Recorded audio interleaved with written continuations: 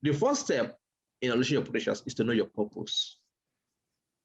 Like I said, until you have figured out your life purpose and the goal you are aiming for, you are merely existing as supposed to be living. So once you know your purpose, you will know what is unique about you. Once you know what is so unique about you, you now know how to make the right choice, because choice is very, very important. Once you make the right choice, you will succeed.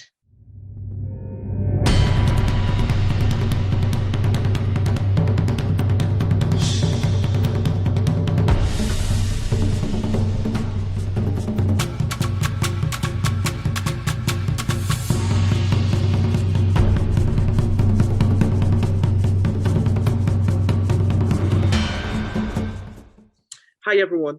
Welcome to your favorite show. Welcome to your favorite channel where you get to learn about leadership, communication, and networking.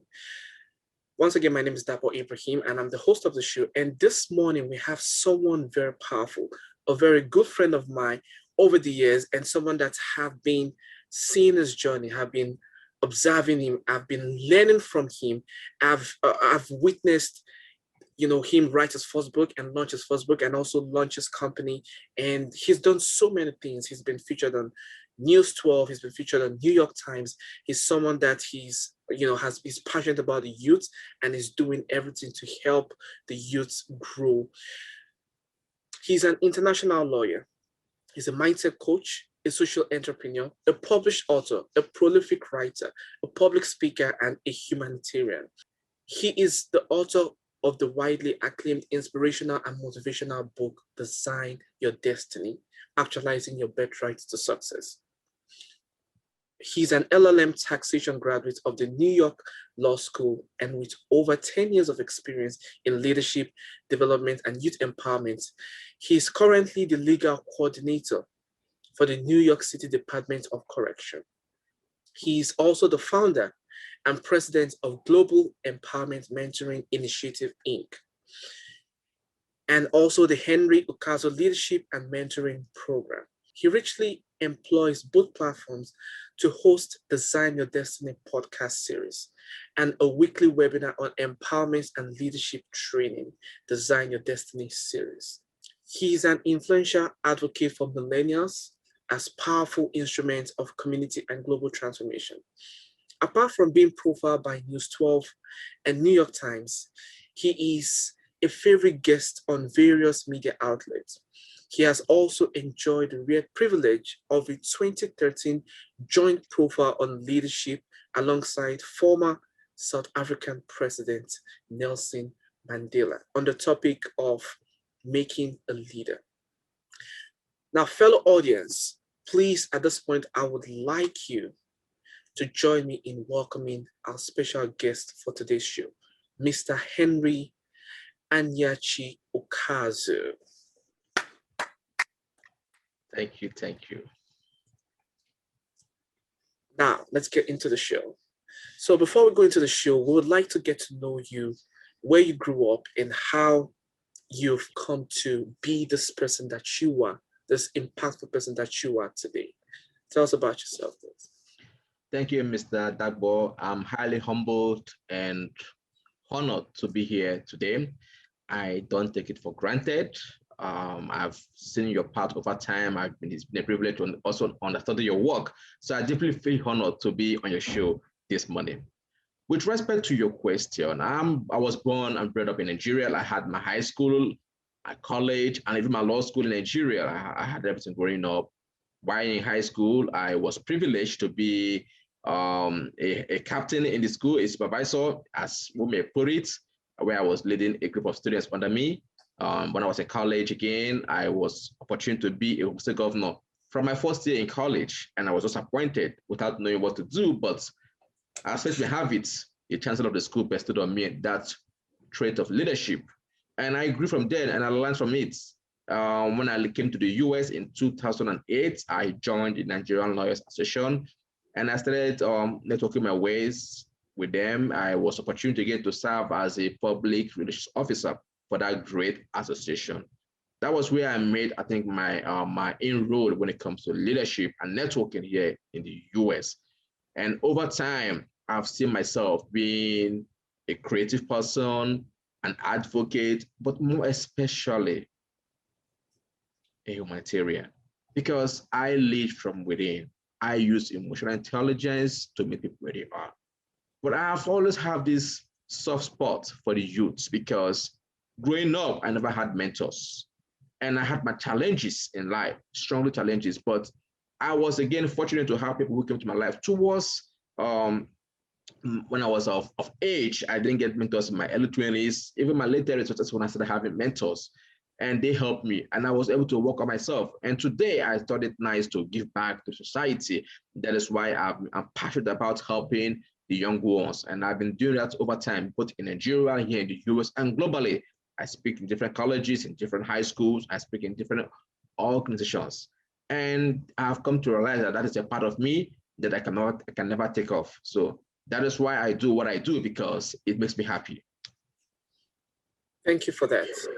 I strongly believe that even right from your youth, right from your childhood, like you said, you've been a class captain, you've been a school prefect, you've been assuming leadership roles, and that shows the trend, that shows the pattern which you want to go through.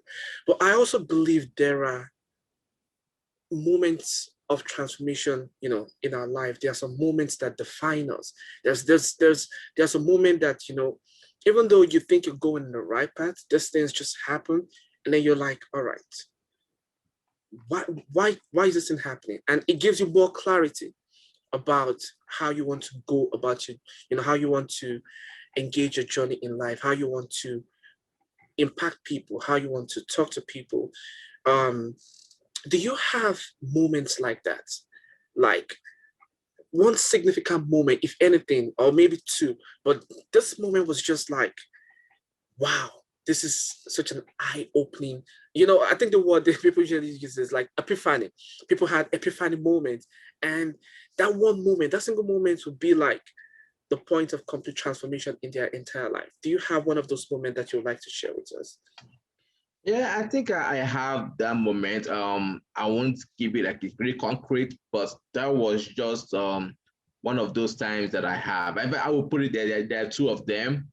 The first of its kind literally happened. That was my first outing here in the US when I was profiled with Nelson Mandela in 2013. I was still in law school back then, and I just got an email from Houston and telling me they have a magazine and they see me as one of the young enterprising youth in the US. I never thought about myself, like I look at myself like how I was made a security officer here in the US. I was in law school. I'm prepared for my bar exam. I like don't even know what, like I was just in my 20s then. I was like, who am I? And they gave me what to write and I wrote it, and I got to know down the line that there were three people that they were looking at for who is going to be the face of the magazine.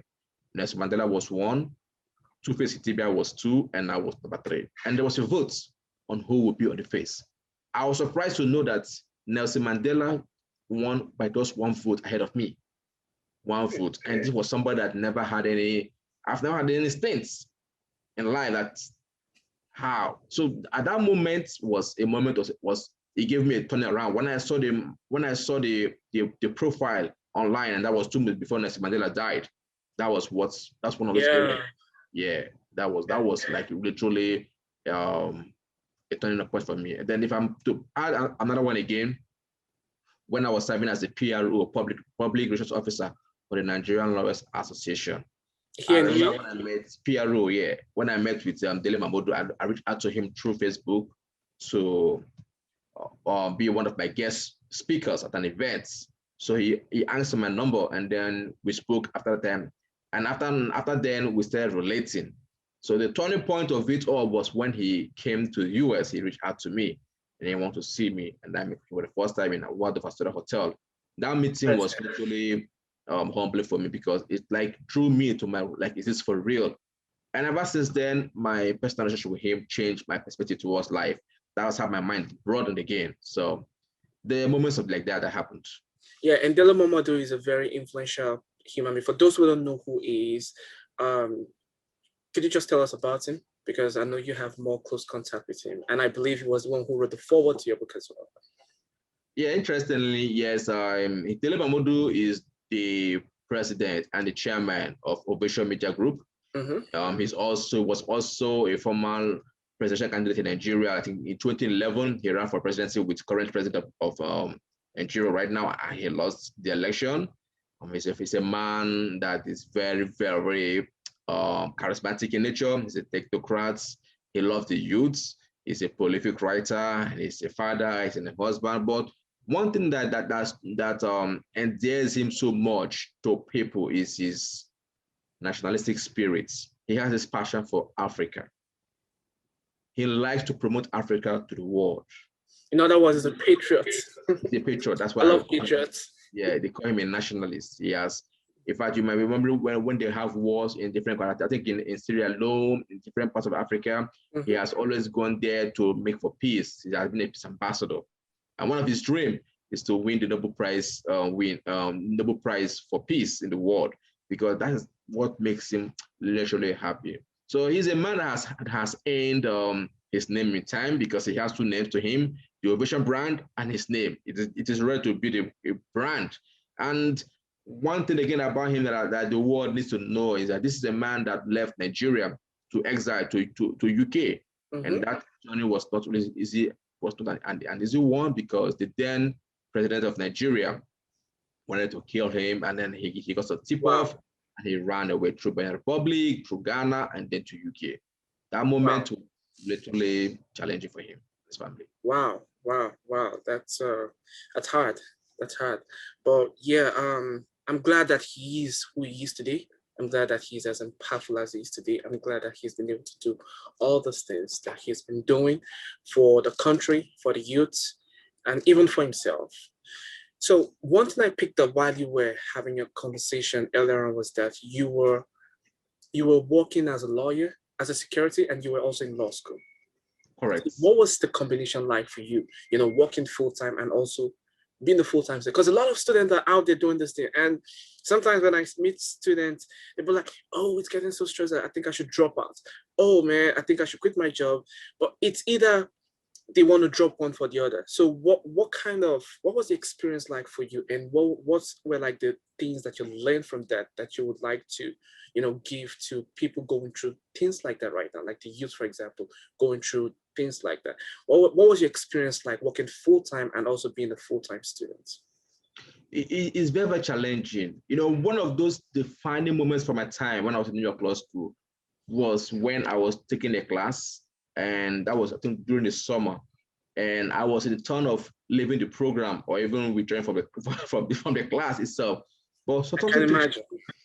Yeah, I saw on social media then, I said, you can never know what you know you can't know. I was like, yeah, this is me. I can never know taxation. It's too hard for me. It is not me. And then the following week, when I was meant to leave the program entirely, and that's what another post, the fear of failure should always, your desire for success should always outweigh your fear for failure. I was like, yes, I'm gonna work with this, because guess what? I mean, this program is so challenging to me. Okay, how am I gonna make a name for myself? Going forward is the way. Going backward, I'm still gonna be head down. So I said, you know what? I'm not gonna give up. You know, I'm not gonna give up. I'm gonna hang in there. It's just for a while. Highest it's gonna cost me is just a couple of weeks or a couple of months, and everything will be over. And when I was able to cross that semester, that was it for me. I never gave up. And this was a young man that came to the US. You know, I think we're like two blacks in the program. I think in taxation then, I think I was the first black that I've done in the program. I didn't even merit it because I had no background in tax. I had no background in accounting and in finance. I never went to law school here in the US. I never went to college or high school, never, except from Nigeria. So it was very, very challenging. In class with those in Harvard, NYU, big top accounting firms and global institutions. So I had no one to literally, work with me. But I was so determined because why? I said, your desire for success should always outweigh your fear for failure. That was what held me all through the days of my days in New York Law School. Even when people were mocking at me, I never gave up. I said, my desire for success will always outweigh my fear for failure. So anyone that is going through that same challenge right now, that's what I always say people, what is the vision? Where do you want to end? How do you want people to be remembered? Because you will surely have stories in life. And if you don't go through these challenges, your stories will not be sweet. Your stories will not resonate with people. I always tell my friends, even when I wrote my book, I was still working as a security officer. But before the book was published, I got a good job. Okay, so what story do you want to tell people? That is the most important thing people need to know. People will only connect with your stories and not to the facts that, oh yes, this is that. But then your story will resonate with them. So that is my point. So there's this thing about story there, and I think we spoke about it before. Their story is something that people tend to connect with. And you also said something about vision, that you need to be able to visualize where you're going to. So during the process, did you curate like the vision of who you are right now? Like, you know what, this is who I want to be. While you were, back then doing both jobs, while you were a full-time student and also working full-time, did you have the vision of where you are right now back then? And you were like, okay, now this is the vision that I want, and you just keep walking towards it? Or you just had this strong sense of desire for success, like you said, but you didn't really have like the vision of where you are right now? Was it just the desire, or was it the vision, or was it the connection of both that was like, pulling you forward and driving you forward? Well, honestly, I would say it's a combination of both, because I do know that I'm going to get to somewhere in life. How it will happen, I don't really know. I can remember vividly when I was in law school, I told my then president, who was the president of the association, that I will be a Nigerian president. I'll be a very great man. Please mentor me. And she was laughing. She was laughing at me. In fact, she said, I'm from a different world. In fact, she was making mockery of me. And I've said this over time. And not only her, but then also the vice president. Because then, if you look at my resume was literally useless. I couldn't write. When instead of writing writing YOU, I write just U. Instead of writing AND, I write only AND. I use the short letter words. So it was challenging. My writing skill was horrible, literally horrible. But then I had that confidence in me. That's what about me. I have that confidence in me. How it will happen, I don't know. But will it happen? I definitely know it will happen. So whatever I've said today in my life is not just by chance. No, I was intentional, I was deliberate, but I do know that it will add up at the end of the day. So my desire for success was spurring me day by day. And I also have that vision in me, because it was not clear to me, but I do know it will happen. But I never saw it, but I do know that that is what it will be. That was why I told the lady, even when I know that I was nothing to write home about, I told her I will be a Nigerian president. I told her I'll be a leader. Please mentor me. And she was looking at me like a very funny guy. In fact, she had to even unfriend me on Facebook. I think that's something very powerful though, because I was listening to this guy, Brendan Burchard. I think I just bought out his last name. But he was saying something. He was saying, if people don't think you're crazy, you're not there yet. You have to get to a point where people will be like, wait, is it only you? Why are you so passionate about this thing? Why are you always like this? Why are you talking about this thing all the time? Like it's happening, but it's not yet happening.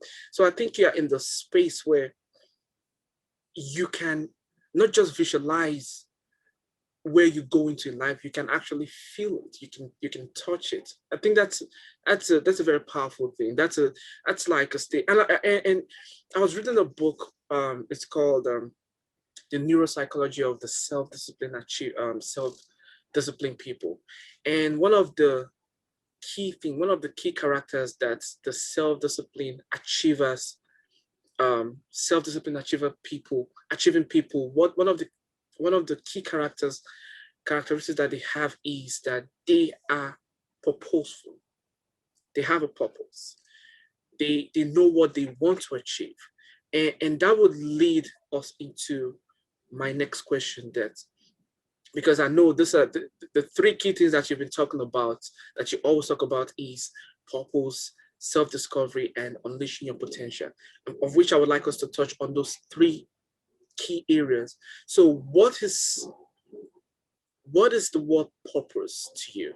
And how can someone find or identify their purpose in life, especially if you're a youngster and you don't even know where you're going in life? You're still like in your early 20s.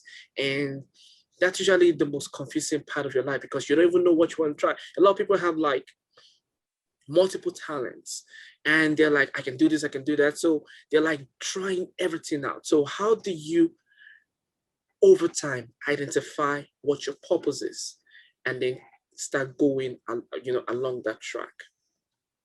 Oh, thank you. I know when we talk about purpose literally is just about your source, your function, your strengths, your being, and ultimately your reason for existence. Now, purpose has a lot. It is not what I'm going to discuss like in 5 minutes, in 10 minutes, or even in 1 hour, because purpose itself is a school. It's a school itself that people need to go in to study. And the best way I always tell people to know your purpose is this. If you want to know how Facebook works, you ask Mark Zuckerberg. If you want to know how Microsoft works, you ask Bill Gates. If you want to know how you work, then you ask your creator, because your creator was what made you. Mark Zuckerberg has the manual for Facebook. Bill Gates has the manual for Microsoft. So God has your masterpiece. He has your manual. So that's why I said purpose is your source. Purpose is your being. Purpose is your function. And ultimately, it is the reason of your existence.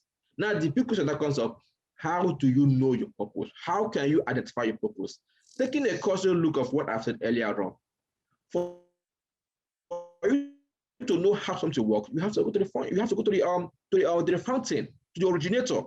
I always tell my friends, look back 30 years ago, 40 years ago, 50 years ago, even 20 years ago. If you are 30 years after you look back 31 years ago, what were you in heaven if you believe in the creator? You might be a flower, you might be a stick, you might be something else, but God now plucked you out of heaven. I said, I'm going to send you into the world to fulfill purpose, to work on an assignment. Now, again, people don't know what that assignment and purpose is all about. I always tell people that your purpose was made in heaven, but your assignment is on earth. But quite unfortunately, you will see people working on their assignment instead of their purpose, and see people working on their purpose instead of their assignments. So how does that relate? Now, if God has given you a purpose that this is what I want you to do, but because of frustration in life, because of lack of experience, lack of mentorship, or not hearing from the right voice, or even right counseling, people now leave their purpose and start doing things they are not supposed to do. That is why you see people who are in high school, in colleges, and even professionals who are in a job they don't like, students studying a course they don't like, they are not passionate about it. And then down the line, they get screwed, they get frustrated. So to identify your purpose, there are many ways to identify your purpose. One of those ways is to ask yourself, what are those things that you do effortlessly? You don't struggle to do it. What are those things that make you happy? That you can do it even though you are sleeping and they wake you from sleep. Mr. Dapo, Mr. Henry, can you speak? Can you write? We need this. You do it creatively. You could do it for fun, even though you're not being paid. People have been saying, oh, I see you are good in this. You are a good moderator. You're a good singer. You don't have to stretch yourself. You are skillful in a particular game or sports. All you need is little training. So there are many ways to discover your purpose. But like I always tell people that even scripturally it is said in Isaiah 4:6, my people perish because they lack knowledge. But I say my people perish because they lack understanding. When you practice introspection, when you practice meditation, you will hear a voice. You will see things happening for you. So that's why I said earlier on, purpose is not what you just discover within a twinkle of an eye. It's a journey. I have a manual that I use to tell people how they can discover their purpose. This is what I do. I tell people, even though you're in high school, if you're in college, or you're in professional, I help people. I always tell people, and I'm going to end with that with this quote, until you have figured out your life purpose, and the goal you are aiming for. You are merely existing as supposed to be living. A lot of us today are merely existing as opposed to living. You are not meant to exist. You are meant to live. You have a purpose.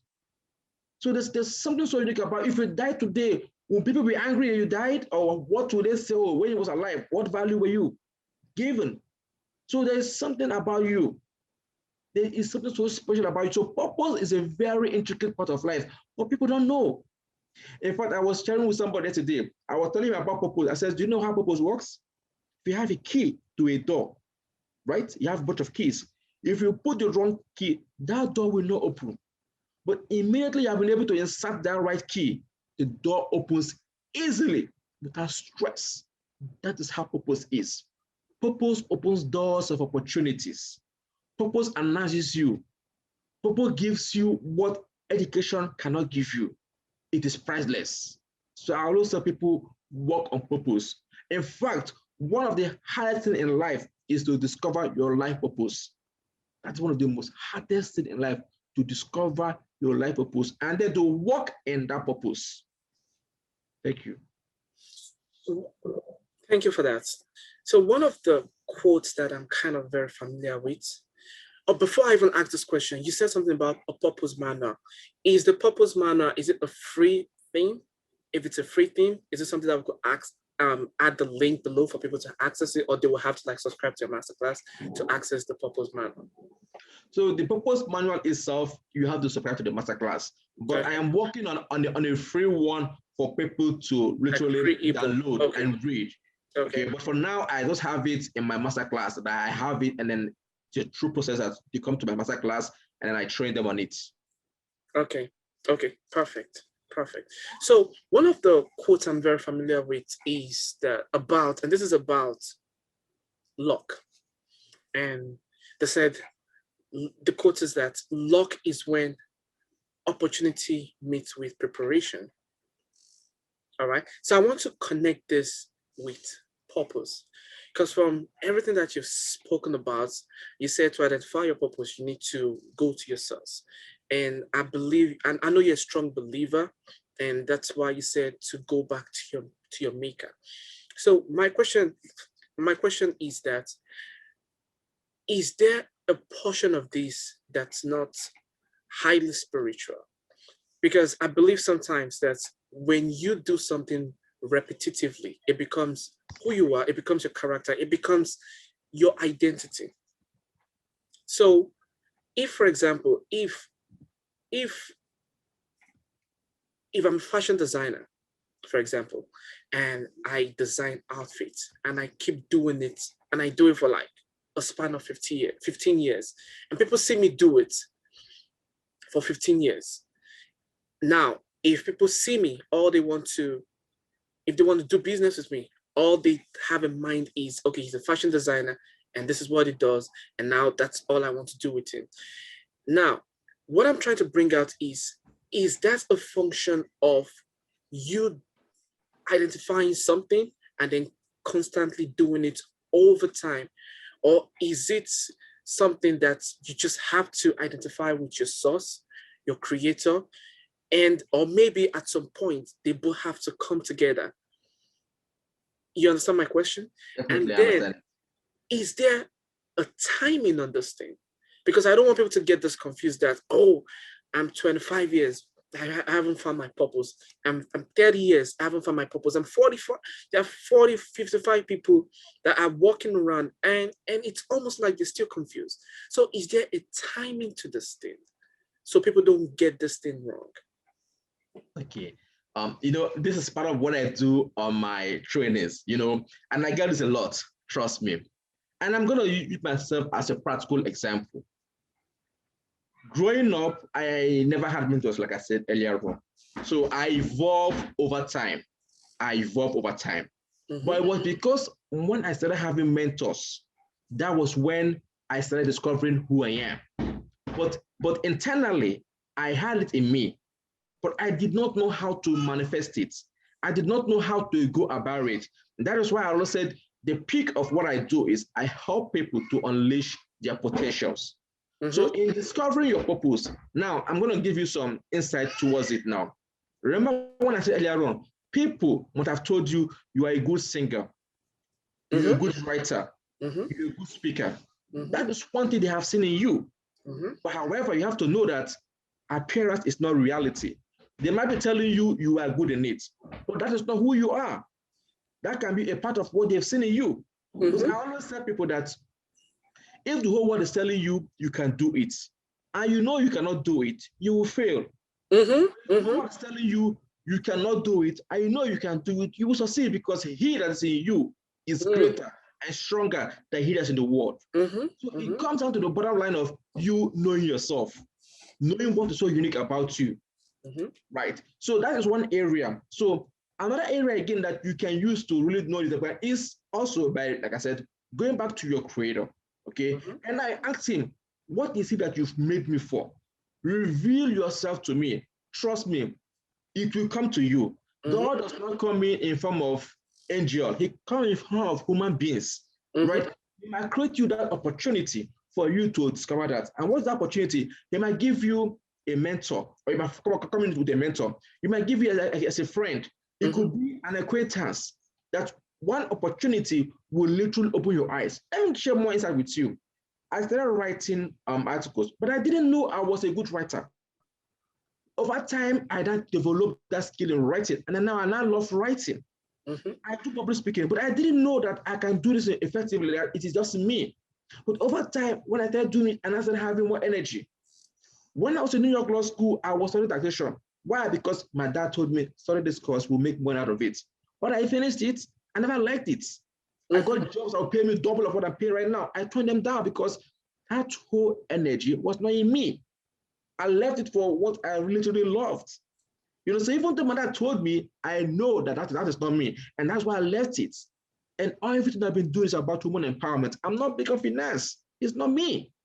So it's a process that people need to come in. You have to come down to that realization of who am I? Not what people say, because that is their perception. Your perception is not by reality. I know myself, okay? But sometimes people allow peer pressure, they like environment, they like parental influence. It's a lot that comes into consideration. That's why I said the journey of purpose is huge. Everyone's case is literally different. And the only way I can define it is by comparing purpose with marriage. Every marriage is unique. So everyone's purpose is different. So being able to understand their purpose, you have to apply what I call emotional intelligence. We deal with human relations, social awareness, human management, and empathy. So you have to understand people. You have to meet them where they are. What are those things that has gone through their life journey from when they were a little kid to when they become of age? What are those journey that has gone through them? These are some of the things that you can use to know people, because it's not easy for people to come to you to tell you their life problem. Everyone has gone through so many challenges. There was a young lady I met on Instagram. You know, she went through a very hard, a very major surgery, and she came up. I told her, look, this might be a message God is giving to you, because nobody believed she will survive that surgery. So I gave her a copy of my book. I said, you know what? You have to work on this. And she said, I've never heard of this before. Because God might give you a challenge that He will want you to not develop as a course you're passionate about. And then you will now go, oh, I never thought about it. Because why? Your challenges, your trials, your circumstances, all that has transpired with you can point to a particular direction, which you did not even know. So it's a lot that comes with purpose. So it's a school itself that people need to go through to understand the dynamics that comes with it. True. And there's no particular timing attached to this. There's no timing. It's only on very few occasions that you can see it. Like people like Michael Jackson, who's in Houston, we all know they can dance, they can sing, because we live in a civilized world. But if you go back to Africa and some remote countries, you might not have these opportunities coming up, because the government true. Absolutely true. You know, so everybody's case is different. It's only one or two who have been so creative with their talents that will come up. School is not for everybody. Trust me, school is not for everyone. But most people don't get it. Yeah, school is good. Some people are meant to be entrepreneurs. Some people who are meant to be in the corporate world. Some people are meant to serve. Everybody's case is different. All you need to do is walk in that line that you have been destined to walk in, and then you will be the best version of yourself. That is all that matters. And then you will see that the difference is literally clear. Yeah, that's true. School is truly not for everyone, just like you said. I think school is just the safe cushion to fall back on if you try out being an entrepreneur, if you try out being a musician, if you try this thing, because everything's like trial and error, especially if you're like going for your dreams. There is no 100% chance that they will get it. But a lot of people choose the most, especially like African parents. They're like, okay, just go to school and study being a banker, become an engineer, because they know that, okay, if you have your certificates, if you become a music artist and you don't blow up as you have dreamed of or as you have projected, then at least you have something to fall back on. So that's why a lot of people give, a lot of African parents now, and maybe Asian parents, they always push their kids towards at least going to school as that safe option. And I'm not surprised about you turning down the jobs that even pay you double, what you make being a humanitarian, because I believe you're very passionate about people. And usually I believe the reward comes when you keep doing what you're passionate about. And I believe that's why you are going in that route. And you said something about when you started, you didn't have mentors, but then you were able to identify with a few people, a few mentor, um, and you were able to discover yourself. So I would like you to please take us through the journey of how you were able to choose someone and and just confirm with yourself that, okay, this person is worthy of being called a mentor to me. And what was the process like for you towards self-discovery? How did you eventually, how were you eventually able to discover yourself along the line of identifying with this mentor and now discovering yourself? Thank you. I love this question. A couple of years ago, about 3 years ago, I wrote an article titled "Mentors Are Lifesavers," and I'm going to recommend the article for everybody. Just look up "Mentors Are Lifesavers" by Henry Ukazu. It's out there on the internet. There'll be a link in the description. Yes. So in that article, I said there are many things to discover, to look out for when you are looking for a mentor. Sometimes people say they want a mentor, but they fail to realize that everyone is a mentor, but not everyone can be a mentor. Now, just because someone is successful does not make you a mentor. People will tell you, if you want to get a mentor, make sure he or she is successful financially. Because if he has not made money, why would he teach you to make money? Just like going to school. You go to a business school, you go to Harvard Business School, London Business School, and they teach you how to manage economy. But they're not rich, they're professors. But I don't buy that line of thought, because I have seen people who have wisdom, who have understanding, despite the fact that they don't have that money, but they have good counsel. They can teach you. So in choosing a mentor, the number one thing you have to choose about is, what is that change you want to see in your life that you think that they have? That is the most important issue. Look at the vision, the end point, not where you are, but look at the aim. What is that thing you want to change in your life? So, for example, if you want a mentor in politics, we're not going to meet a doctor, or let me say, I'm trying to really, if you want to go into politics, you look for someone who's already in politics, and then you work with that person. That person will show you the really mix. Okay, if you want to be a lawyer, you have to go in that same direction. This is my mentor. He will teach you the whole process and the whole intricacies that comes with it. Or you see, once people say, "Oh, he's my mentor," he's my mentor. Anybody, not everyone can be your mentor. That is one. And then two, again, you have to do some research about the person. You go out there on the line and see, has there been anything that has been attached to this guy? What are the courses he likes? You have to do your research. Before we came on live right now, I was reading about Moshood MKO Abiola. I was reading about him. And when you read people's autobiography, you will see a lot of stuff about them. So you have to understand the journey of these people and then try to relate their story to yours. And let me just share this with you since I'm on this interview. Do you know that Moshood MKO Abiola, the very first time he ate egg, was in his in-laws' house. This was a man that was born with abject poverty. But he had an opportunity to school in Glasgow. Okay, he made a first class in accounting. He was also accepted in that in that accounting they have this certified board in accounting in England, and then before he came back to Nigeria.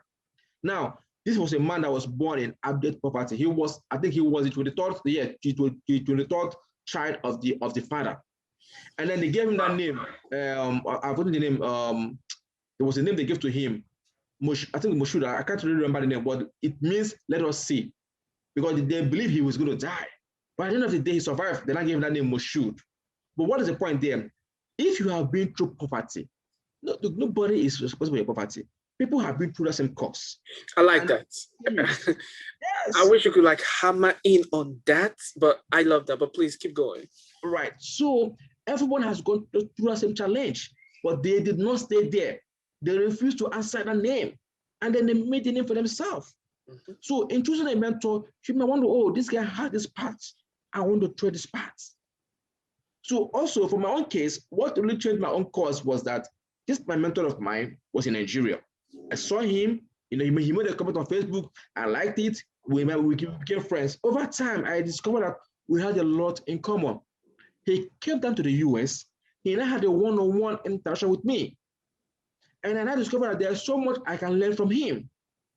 And it might surprise you to know that my first corporate job in the US was because of this man. His friend, who was the same high school with him in Nigeria, said, because of you giving my friend an accommodation, I'm going to give you a job. And he helped me. That was how I left the security job. Now, this man not only helped me, he was the one that reviewed my book to what my book is today. He has helped me in so many ways. People see me, I talk, I write. There was a process. Without this man coming into my life, I would be the man you are seeing today. So I had other people that were there, but no one took special interest in me. I saw someone whose emotional intelligence, he did not put me down. Rather, he encouraged me from my own limitations. And today, the story is different. So in choosing a mentor, you have to be intentional and deliberate by asking yourself, what is that thing that I can do that someone has? And also, again, I also most of my friends and even mentees look for a way to add value to your mentor. It's not about give to me. I love that. Because they have a lot on their plates. Look for how to subsidize their effort, create for them opportunities, go out there and bring in some for them. Let them see some more value, no matter how little it is, because that time is priceless.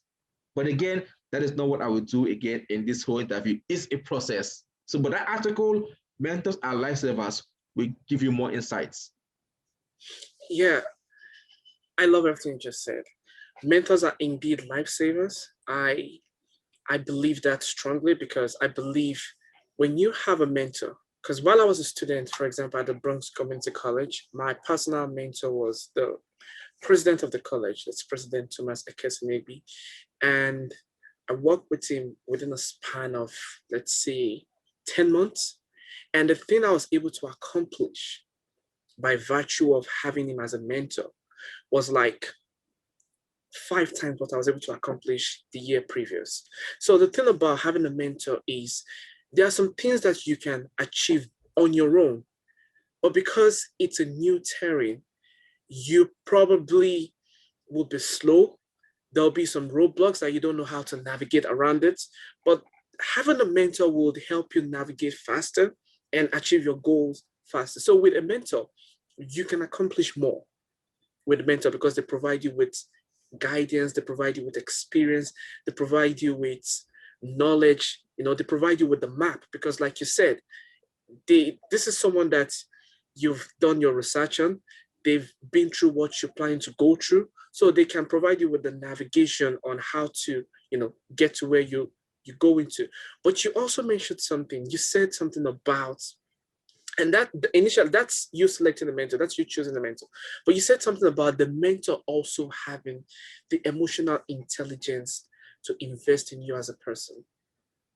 So does that mean, or does that symbolize that even though you as a person, you're reaching out to someone as a mentor, the mentor also, or the mentor also has to have the emotional intelligence to see the greatness in this person reaching out to them in order to work with them? Is it like a two-way thing where you have to like reach out to the mentor and now they notice that, and then they also reach out to you? Or you as a person just have to do your research, reach out to them, and just hope that they reach out to you as well? Is it like a one-way thing whereby you just have to do the reaching out, or is it like a two-way thing whereby you you reach out and then they see the light and then they also connect?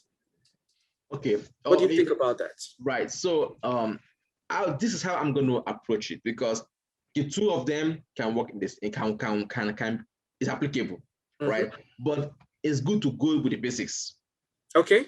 First of all, you reach out to them, and you reach out to them. You have to be kind and polite. I have understood your work for the past 6 months, 3 months, and I have an interest in this. Will you be kind enough to train me on this specific area based on the work you've read about them? Specific area put out there. Will you be kind enough to have a copy with me? Will you be kind enough to have like 5-10 minutes with me conversation? Being polite, right? And reach out to them.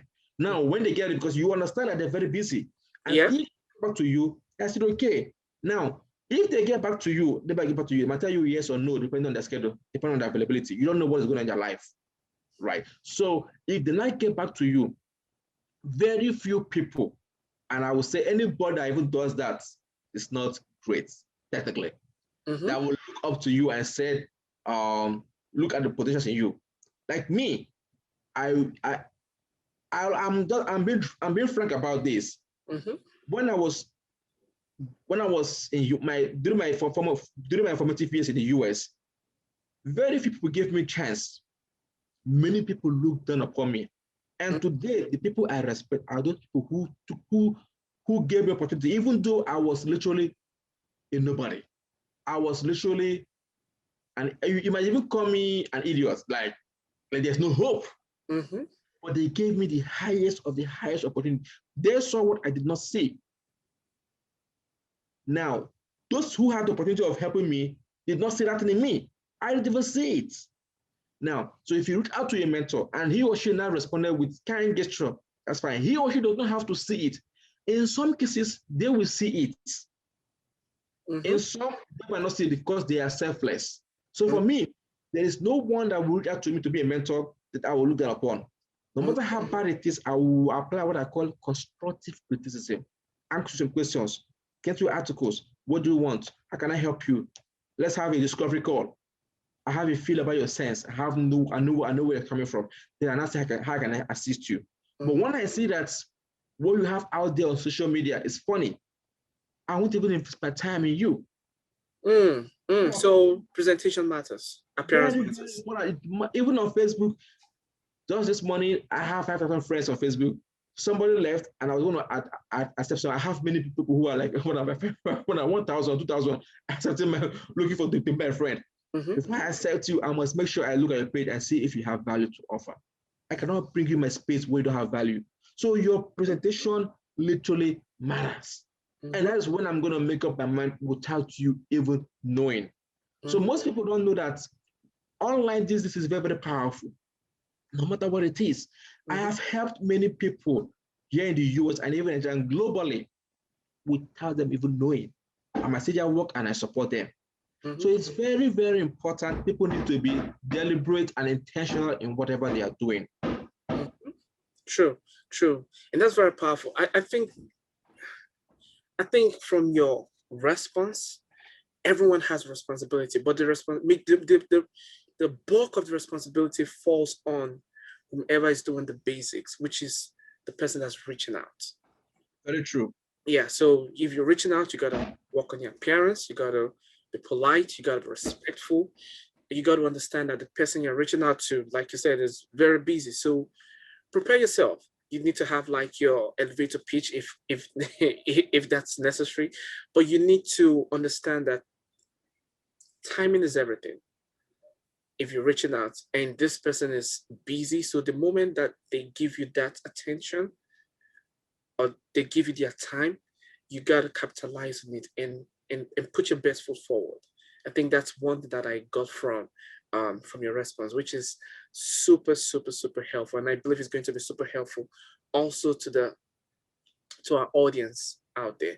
So what's the process involved in you being able to unleash your potential?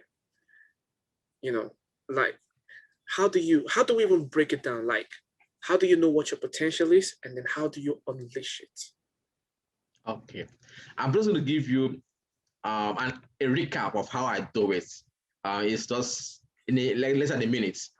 The first step in unleashing your potentials is to know your purpose. Like I said, until you have figured out your life purpose and the goal you are aiming for, you are merely existing as supposed to be living. So once you know your purpose, you will know what is unique about you. Once you know what is so unique about you, you now know how to make the right choice, because choice is very, very important. Once you make the right choice, you will succeed. But if you make the wrong choice, you will pay for it. And when you pay for it, that means you're going to fail. But however, when you fail, that does not make you a failure, because you can still turn your failures into your friend. In another round, when you turn your failures into your friend, you will now be able to unleash your potentials. So it's a journey. It's a journey that you have to know, because you have to be real to yourself. You have to be original. You have to practice what I call meditation. You have to relate with people. That was why I like the quote of Robert Sharma, that the business of business is human relation, but the business of life is human connection. People will come to you and see you can do, if they like you, they will recommend to you. True. So, in unleashing your potentials, a lot comes into consideration. So like I said earlier on, know your purpose. That is the first thing. Know what is so unique about you, because your gift will make way for you. I always tell my friends, the day you discover your gift, that is the day you become a millionaire, because the whole world sits apart for the man who knows where he's going to. So once you know what is so unique about you, definitely you want to make that choice. This is my path. I'm working on this path. I will be deaf to whatever I'm hearing about the negative, but I'm just going to be focused on this. And even when you go that path, you have to evolve and learn, because you might make a mistake. But then that's where you learn, because that's the only way you grow. So when you make that mistakes, you now learn from those mistakes and say, okay, I figured it out. Then that's how you're able to unleash your potentials. You appreciate yourself. Day by day, you work on your time, because you're going to be like, you don't have to be everywhere. You're going to be focused, work on your time. Time is priceless. Time is everything. Give me time, I'm going to take your time, because time is everything. Okay. So, and then you practice other skills of like networking, appreciation, gratitude, and then you reach out. Practice gratitude. Yeah. That's what I can say. Thank you so much. Your feedback has been powerful, insightful, and I love them. I believe the audience love them as well. But in a nutshell, because we're almost running out of time, but I would like you to talk to us about your book, Design Your Destiny, Actualizing Your Potential. Just tell us briefly about the book, because the book is, I believe, is life transforming. And I would just like you to just share it with us, the process that you went through, most especially when you're writing it, and how the book has been transforming people's life in general. Thank you for that wonderful question. The book itself, Design Your Destiny, I will tell people that book was not written by me. It was written under the divine inspiration and divine guidance. So I was just on Facebook, one of my mentors, I was on Facebook, and then she said, I sent her an article I wrote. She read the article and was like, you're a very smart young man. Think about writing a book. I said, yeah, but not really. She said, think about it. I was at my work, and I put my computer, and I wrote 12 topics in 10 minutes, right? And when I wrote that in those 10 minutes, I was able to highlight the topics. And I started writing. I don't even know what I was writing. But guess what? I was just writing. Day by day, I keep getting more inspiration, more insights. At the end of the day, the book came out like a masterpiece. Now, the journey of writing that book was not easy. But because I was determined And I had a force in me telling me you can do it. Keep pushing our content. And every day I wake up, I go on internet, I see stuff on Facebook, I see on LinkedIn, I see on Twitter. One single word, I develop it into a chapter, into a paragraph, and I'll put it bit by bit together. And that book has literally been one of the most defining moments of my life. Without that book, I don't think I'd have been in New York Times. Then I would have been in East 12. Then I would have been receiving accolades here and there. That book has enhanced me in so many ways. That's why I said the day you discover your gift, that is the day you become a millionaire, because your gift will announce you.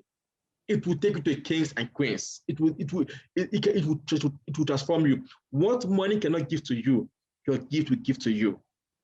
When I look at myself, I look at people who came to the US before me, who are my mentors. I have been so announced that these people now look up to me for not support, but to meet resourceful people. Why? Because my book announced me before them. They know Henry has access to these people. Why? My book announced me. So it is priceless.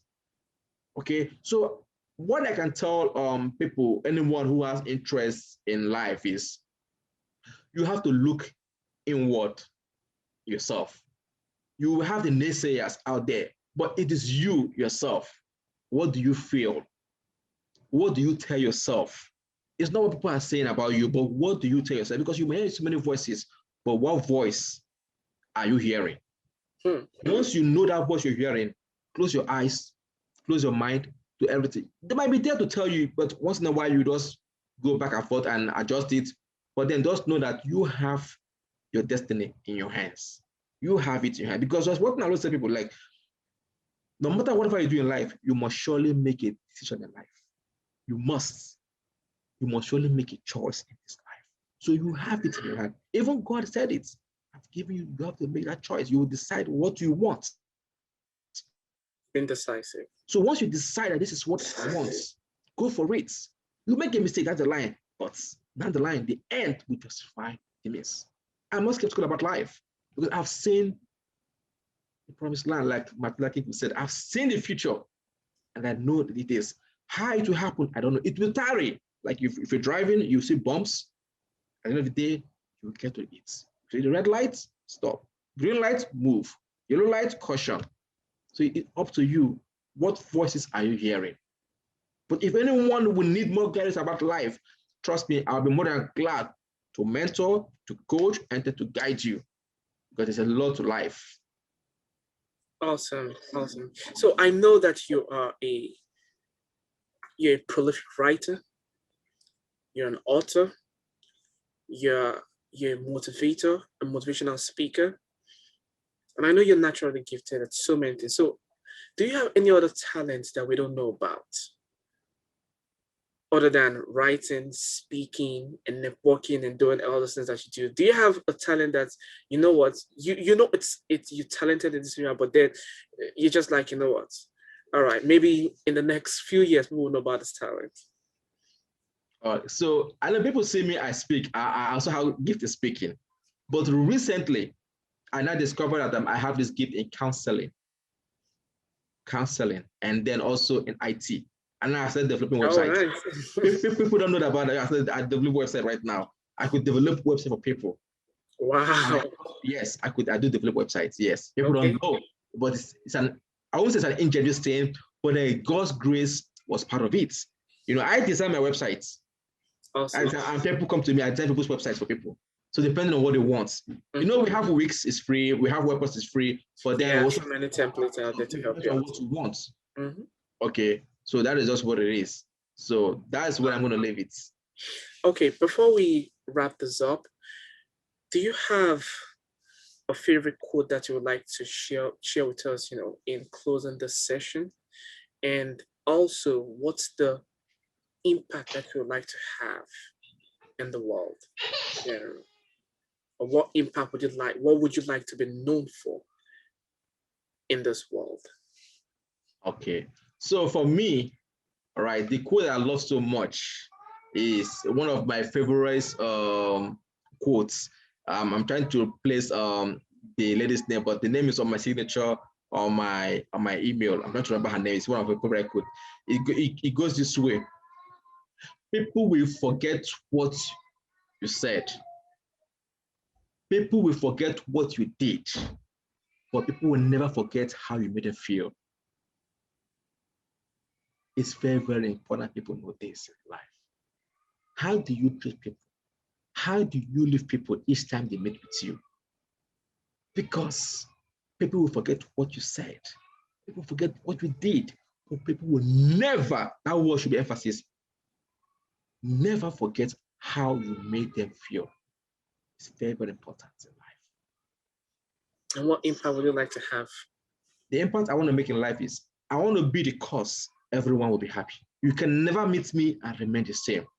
I want to put smiles in the faces of everyone, most especially the downtrodden and people who feel they have no place on the steps of the earth. Henry Ukazu, thank you so much for coming on the session with me. Thank you so much for the words that you've provided with us, to the audience, to the world in general. I appreciate you coming here this moment. Thank you so much. Thank you. I'm grateful. And thank you, everyone. Thank you, audience. I appreciate you guys for sticking it out with us on the session. I appreciate you for always tuning in on this channel, and also for doing all the things that you do, for applying all the things that you learn from this channel. Thank you for the feedbacks. And the session is now officially closed, but I would like you, like I always tell you, to always remember to be your best self out there in whatever it is that you do. Thank you, everyone. Until next time when I'll be seeing you, my name is Dapo Ibrahim. Take care and bye-bye.